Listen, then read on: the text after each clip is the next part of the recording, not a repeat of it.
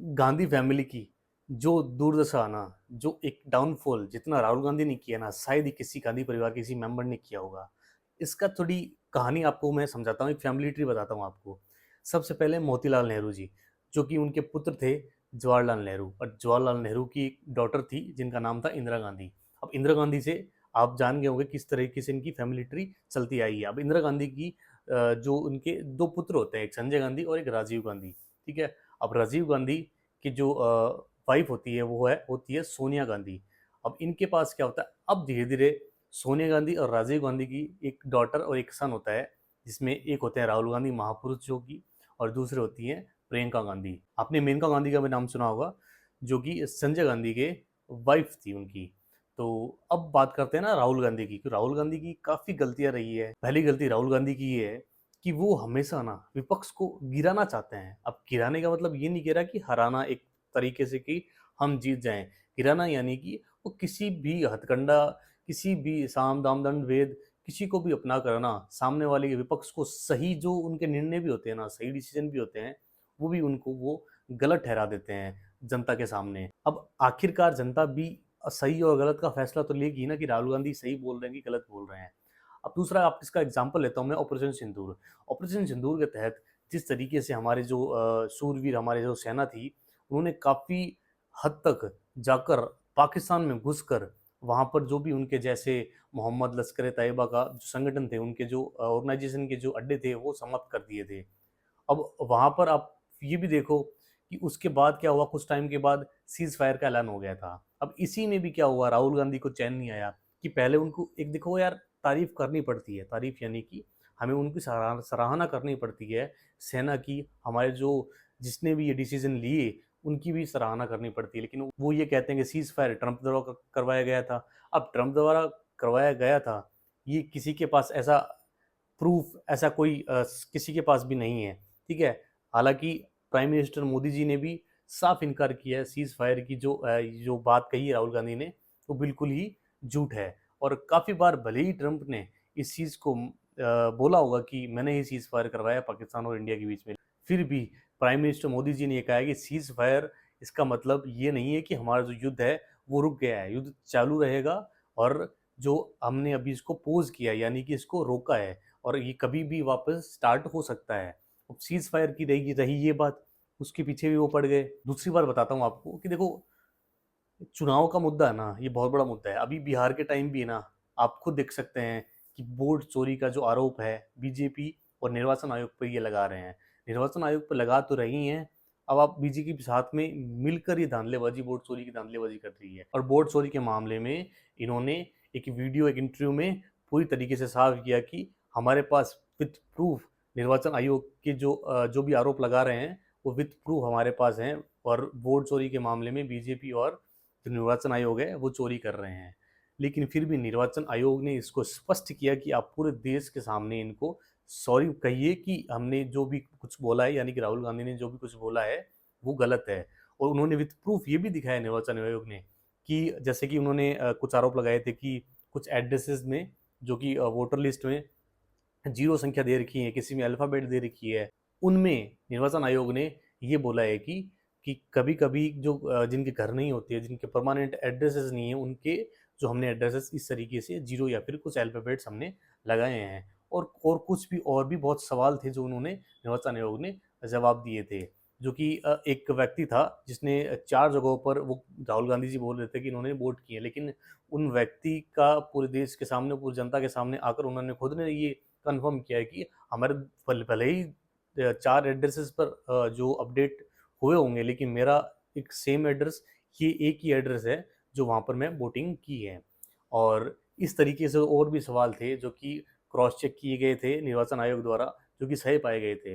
एक तो ये हो गया वोट चोरी के मामले में राहुल गांधी जी अब एक्सपोज हो रहे हैं पूरे भारत देश के सामने, और कि वो वोट चोरी के मामले में भी निर्वाचन आयोग पर गलत जो है वो आरोप लगा रहे हैं। अब देखो, ये तो होंगे बड़े बड़े आरोप। राहुल गांधी की जगह एक सबसे बड़ी गलती यही है कि वो हमेशा ये चाहते हैं कि जो वो सामने वाले कर रहे हैं ना, जो पक्ष वाले, वो गलत ही है। नहीं, एक सच्चा जो विपक्ष वही है, जैसे कि शशि थरूर जी, जो कि ऑपरेशन सिंदूर के वक्त है ना, बीजेपी का, यानी कि कह सकते हैं जो कि पक्ष जो बीजेपी है, उनके जो फैसलों की इज्जत की, उनके फैसलों की सराहना की कि जो वो कर रहे हैं उस वक्त, जो कि ऑपरेशन सिंदूर के वक्त सही थे। उन्होंने ये भी कहा कि अगर हमें बीजेपी, हमारे जो पक्ष में सरकार है, वो अगर हमें एक रिप्रेजेंटेटिव घोषित कर रही है पूरी दुनिया के सामने, आप जाकर बोलो कि ये जो ऑपरेशन सिंदूर है और भारत पाकिस्तान का युद्ध है जो पाकिस्तान के द्वारा ही शुरू किया गया था।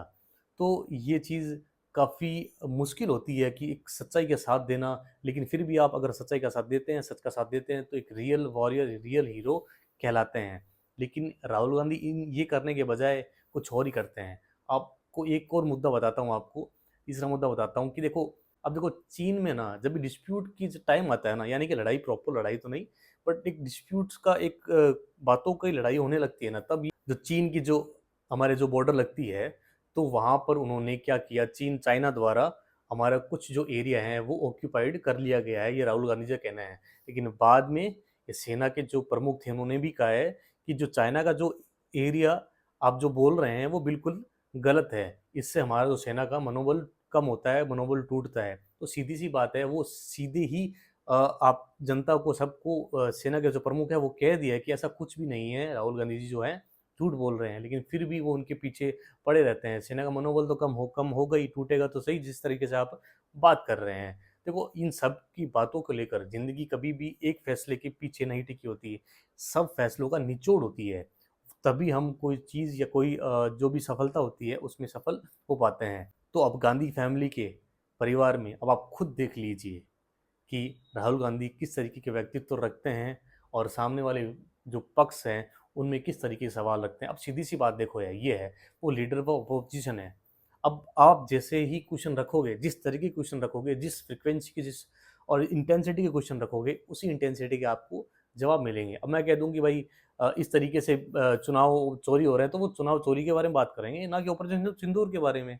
तो वही कह रहा हूँ, आप एक तर्क भरे सवाल पूछिए, तार्किक सवाल पूछिए, तो बिल्कुल बीजेपी और पक्ष में होंगे जो लोग होंगे ना, वो झुकेंगे अगर आप तर्क भरे सवाल या जो रेलेवेंस, जिस जो भी चीज़ें रखती हैं वो सवाल पूछोगे ना, तो बहुत ही बढ़िया रहेगा एक विपक्ष के लिए भी। अगर मान लो विपक्ष है, वो एक टाइम के लिए पक्ष में आ जाए, यानी कि सत्ता में आ जाए, तो आप खुद बताइए कि प्राइम मिनिस्टर बनने लायक उनमें जो उनकी टीम में है कौन है। अब आप खुद सोचिए कि उनके लिए कोई भी ऐसा व्यक्ति नहीं है कि वो प्राइम मिनिस्टर बनने लायक हो, एक ठोस डिसीजन लेने लायक हो। अब देख लो आप बिहार चुनाव में, यही वोट चोरी के मामले में वो बीजेपी को पीछे धकेल रही है। हालांकि होना कुछ नहीं है, जो जनता डिसाइड करेगी वो उसी तरीके से चुनाव जीते जाएंगे। और आपको भी पता है कि किस किस तरीके से चुनाव चुनाव आयोग पर और जो ईवीएम जो मशीनें हैं उस पर भी वो प्रश्न उठाते रहे हैं कि ईवीएम हैक हो गया है या हैक हो चुका है, हैक कर सकते हैं। लेकिन इस पे भी निर्वाचन आयोग ने स्पष्ट कर दिया कि अगर आप ऐसा कुछ होता है तो आप खुद ईवीएम आपके सामने रख दी जाती है, आप अब इसको हैक करके दिखाइए। तो इस तरीके से राहुल गांधी का जो डाउनफॉल है, डाउनफॉल तो क्या, उनको कभी राइज हुआ ही नहीं था, लेकिन फिर भी ये राहुल गांधी का एक स्पष्ट व्यक्तित्व दर्शाता है कि किस तरीके से वो पक्ष के सामने अपनी बातें रखते हैं। टीम जो है ना बीजेपी के पास, सत्ता पक्ष के पास बहुत अच्छी है। एस जयशंकर नाम ले लो, अमित शाह नाम ले लो, और राजनाथ जी नाम ले लो, और खुद जो नरेंद्र मोदी है उनका नाम ले लो, ताकि वो एक पूरे एकजुट होकर है ना भारत के लिए जो भी फैसले होते हैं वो लिए जाते हैं। मैं ऐसे नहीं कह रहा कि किसी फैसले के लिए गलत है या सही है, मैं उसकी बात नहीं कर रहा अभी। लेकिन फिर भी जो टीम होती है ना, वो स्ट्रांग होनी चाहिए, कम्युनिकेशन स्किल स्ट्रांग होनी चाहिए, आपके क्वेश्चन स्ट्रांग होने चाहिए। पूरी दुनिया के सामने जब आप जाओ तो भी आपकी एक स्ट्रांग वैल्यू भारत की रख पाओ।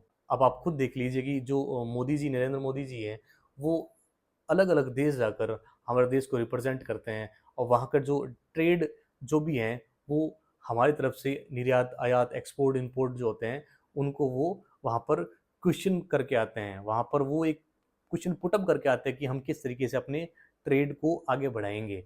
अब आप खुद देख लीजिए, गाना गए थे, अर्जेंटीना गए थे, ब्राज़ील गए थे, तो इस तरीके से वो अपने ट्रेड को भी, इंडिया के ट्रेड को भी बढ़ा रहे हैं, और एक छवि जो है इंडिया की काफ़ी अच्छी सामने रख रहे हैं दुनिया के सामने।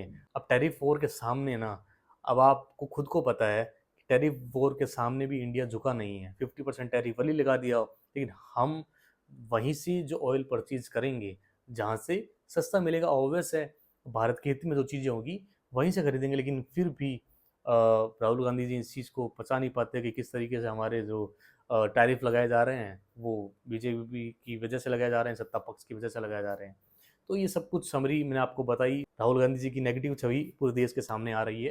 ये बहुत ही खतरनाक रूप धारण करने वाली है, जिस तरीके से बिहार चुनाव में भी वो वोट चोरी का आरोप लगा रहे हैं।